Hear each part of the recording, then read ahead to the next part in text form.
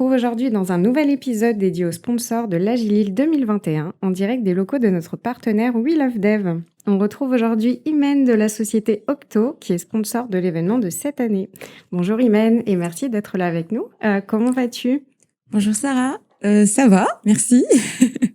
Donc tu fais partie d'Octo. Est-ce que tu peux nous en dire un petit peu plus sur la société ? Alors, Octo, c'est un cabinet de conseil. On a été créé initialement à Paris, mais là, en fait, depuis 3 ans, on est là à Lille. On a un campement à Lille. Également, il y a d'autres campements qui sont à PACA et à Toulouse. On est également présent en international, notamment au Maroc et on était en Australie. Du coup, en fait, Octo, c'est une ASN qui est reconnue sur le marché comme un exemple d'entreprise en fait qui favorise l'innovation et qui a une culture forte. L'axe différenciant d'Octo, c'est que en fait, on se définit comme un best place to work et pas que. Notamment, on vient de gagner la première place dans best place to work. Mais moi, je vois Octo comme best place to grow surtout. C'est un endroit où on peut grandir. Grandir pas seulement techniquement, parce qu'en fait, Octo, c'est pas juste une boîte tech. Ce que j'ai découvert, c'est pas juste une boîte tech, c'est pas on n'est pas des tueurs seulement sur la tech.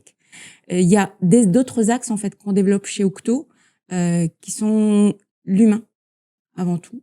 En fait, on a des communautés qui n'ont pas du tout de cette notion de tech, la diversité, des sujets qui sont trop axés humains, la psychologie notamment. Clairement, parmi les bouquins qui m'ont été conseillés à mon arrivée à Octo, c'était Psychological Safety, donc la sécurité psychologique. Et ça, en fait, clairement, ça démontre que on n'est pas juste une boîte tech. Voilà. Et du coup, en fait, c'est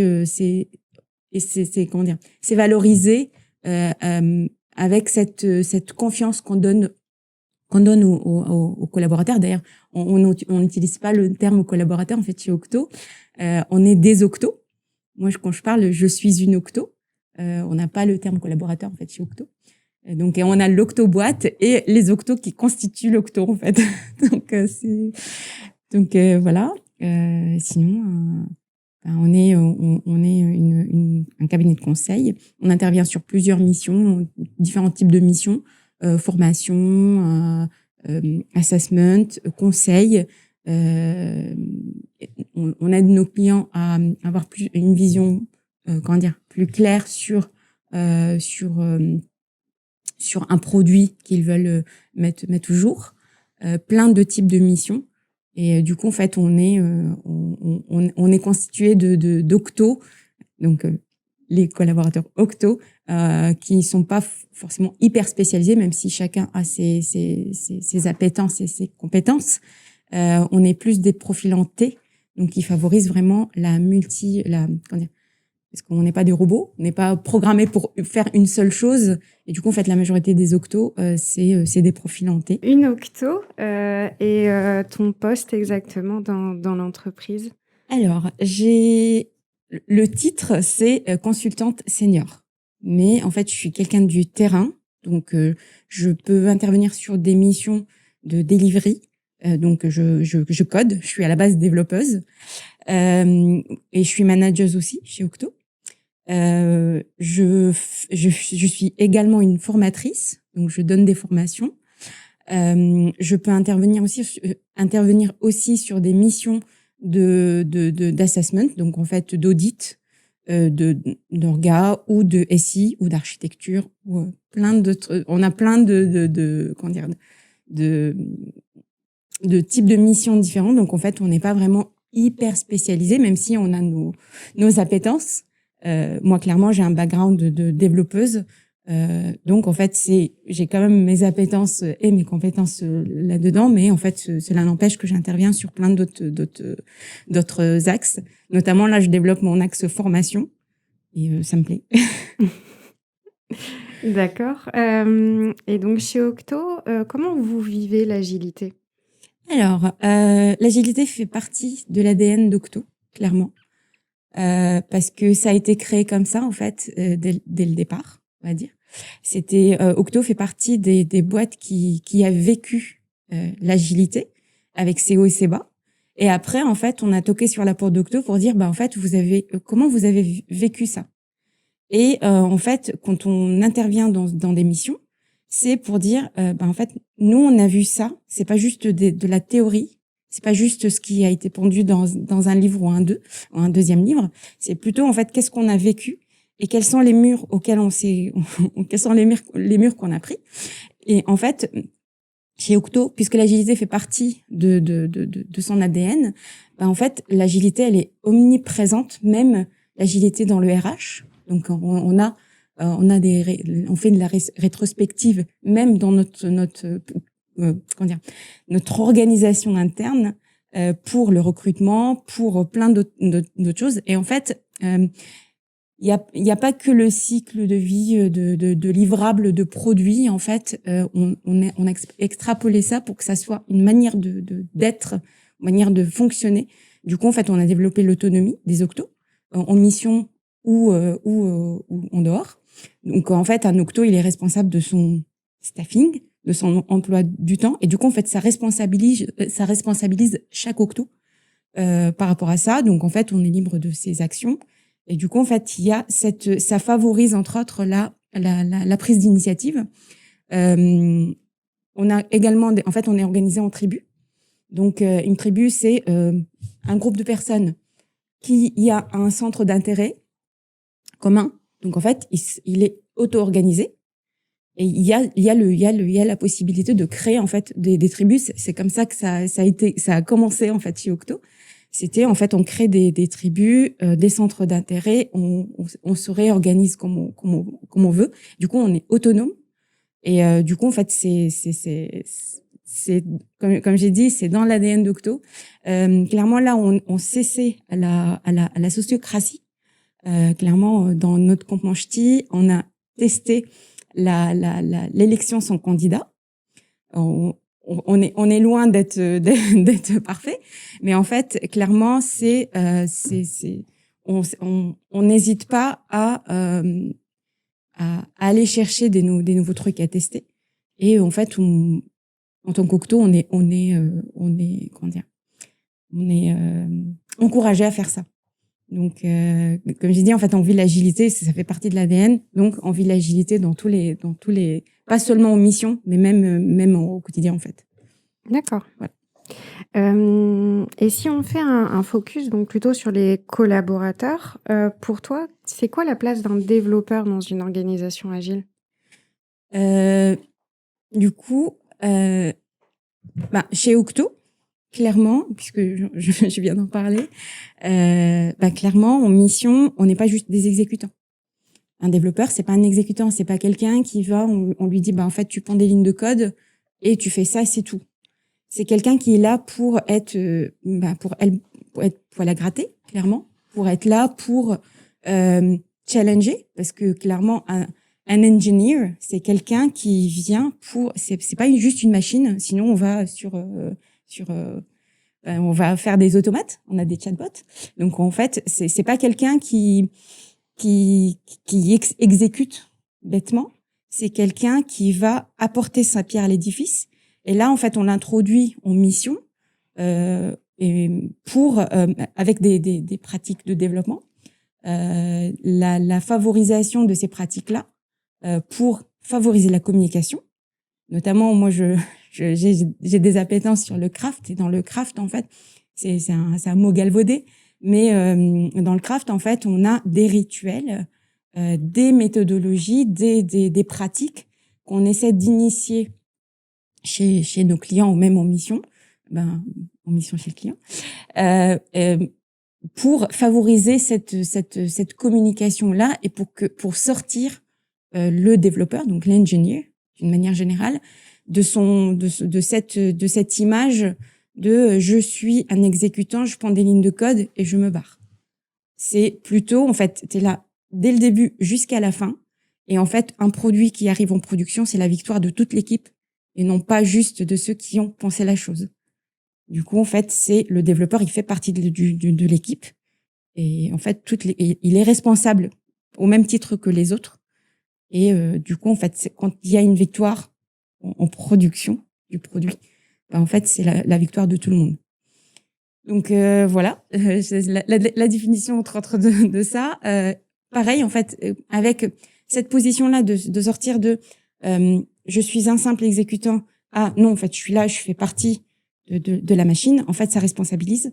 Et du coup, en fait, on veille à la qualité parce qu'on se dit une victoire en production, c'est la victoire de tout le monde. Ben, une défaite en production, c'est la défaite de tout le monde aussi. Parce que actuellement, c'est une victoire, c'est la victoire de ceux qui pensent. Une défaite, c'est un bug technique. Donc en fait, pour sortir de cette notion-là, en fait, c'est la responsabilité. Sortir le dev d'un simple exécutant. Pour nous, en fait, c'est très important. Du coup, en fait, favoriser cette communication, la prise d'initiative, le challenge, clairement. Et ça, en fait, avec l'introduction de pratiques de développement et la communication avec les penseurs, on va dire, ceux qui ont le besoin métier, en fait, le développeur, son devoir, c'est d'aller challenger ça et non pas seulement son devoir de créer de lignes de code. D'accord. Tu me disais tout à l'heure, justement, que tu étais développeuse et aussi tu avais un axe managérial. Pour toi, c'est quoi être un manager agile? Alors, un manager, clairement un manager chez Octo, c'est pas un chef.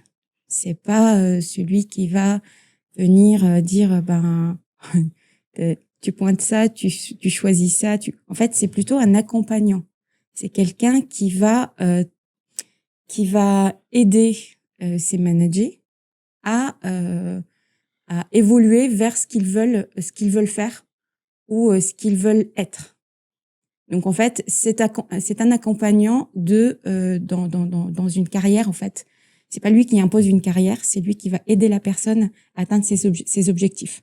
Et d'ailleurs en fait chez Octo, chaque Octo est responsable de ses objectifs. En fait, on vient pas dire t'as ces objectifs là à faire. C'est chaque Octo pense à ses objectifs et qu'est-ce qu'il veut faire dans l'année ou en fait c'est lui qui dessine sa carrière. Donc en fait le rôle d'un manager c'est d'ailleurs en fait le management. Moi, je parle en tant que manager en termes pas hiérarchiques, mais il y a en fait chez Octo on a la notion de management dans plusieurs niveaux. Un tech lead, c'est un manager au niveau de son équipe. C'est un servant leader en fait. C'est quelqu'un qui est au service de son équipe pour favoriser les communications, porter la vision technique et fonctionnelle. Un product owner, c'est un manager. Donc en fait, le management, il n'est pas centré sur une personne ou sur un rôle bien spécifique dans les hiérarchies. Là, en fait, en termes de management, moi, j'assure des rôles de management à différents niveaux. J'ai mon rôle de manager d'Octo, j'ai mon rôle de manager dans mon équipe aussi, qui est en fait favoriser les communications en tant que TL ou en tant que dev aussi. Donc en fait, pour résumer, un manager, c'est un coach, c'est un mentor, c'est quelqu'un qui va aider ses managers à atteindre leurs objectifs. C'est quelqu'un qui va créer un environnement sain pour l'évolution de ses pairs ou de ses collègues, tout simplement. Et du coup, en fait, favoriser cet environnement-là pour le droit à l'erreur, c'est un axe qui doit travailler. Donc, en fait, un manager agile, pour moi, c'est pas un rôle bien spécifique. On peut être manager à différents niveaux. Et voilà, donc. D'accord. Donc, si en tant qu'Octo, si tu devais choisir une réalisation justement dont vous êtes le plus fier et qui implique des développeurs et de l'agile, que choisirais-tu? Là, actuellement, je suis sur une mission qui est assez sympa, clairement, qui porte beaucoup de valeur. Moi, c'est un challenge en fait que j'ai relevé avec des octos, clairement, chez un partenaire chez nous, c'est qui est Decathlon. En fait, c'est un bébé qu'on a vu naître en fait ensemble et on a travaillé ça en partenariat avec Decathlon. En fait, on a commencé à deux. Et après, en fait, là, on est dans une taille d'équipe où on pense à se splitter. Et du coup, en fait, on se pose pas mal de questions pour comment garder cette dynamique et ce collective ownership, cette communication fluide entre nous, entre autres, pour ne pas cadenasser avec des process. C'est pas le but. En fait, garder cette communication entre les personnes quand on grossit. Et ça, en fait, on a vu à part le produit qui est assez important et qui apporte beaucoup de valeur en fait à Decathlon. Il y a aussi tout ce qui tourne autour, qui est notre amélioration continue en tant qu'équipe. Donc en fait, quand je regarde en arrière, comment on a évolué, comment on a grandi, comment l'équipe a grandi avec plusieurs membres qui ont rejoint l'aventure et comment on a réussi jusqu'à maintenant à s'organiser pour garder cette ambiance parce que clairement quand on grandit, il y a beaucoup plus d'interactions parce qu'il y a beaucoup plus de personnes et du coup on a veillé, le mot clé c'est veiller sur la qualité de nos interactions. Donc clairement c'est une mission dont je suis vraiment très fière. Et ça se sent. Ok, donc Octo est sponsor de l'événement Agilil 2021. Comment justement vous avez connu l'Agilil? Alors, en tant qu'hymen, j'ai connu Agilil quand ça s'appelait Agile Tour. C'était en 2012. Donc en fait, je ratais jamais une occasion pour être là. Ça m'est arrivé de filer des coups de main pour le site, je participe également au meet-up, aux rencontres d'Agile. En tant qu'Octo, on est sponsor depuis quelques années déjà, parce que comme j'ai dit, en fait, l'agilité, ça fait partie de l'ADN, c'est dans l'ADN d'Octo. Donc en fait, en tant que marchand, en tant que plutôt acteur sur le marché lillois, en fait, clairement, on fait partie de cette communauté agile à Lille et du coup en fait on suit la communauté agile, l'association Agile Nord. Notamment on a plein de collègues qui sont dans l'association. Donc clairement oui, on connaît Agile Lille depuis un petit bout de temps et c'est pas nouveau en fait. Voilà. En tout cas, on est ravis de vous avoir comme sponsor de cette édition 2021 et merci beaucoup Imen d'avoir répondu à nos questions et d'avoir pris le temps d'être là avec nous aujourd'hui. Merci à toi de cette interview, c'était vraiment très agréable et ravi d'être sponsor cette année aussi et on continue sur l'aventure de l'agilité dans le Nord. Merci.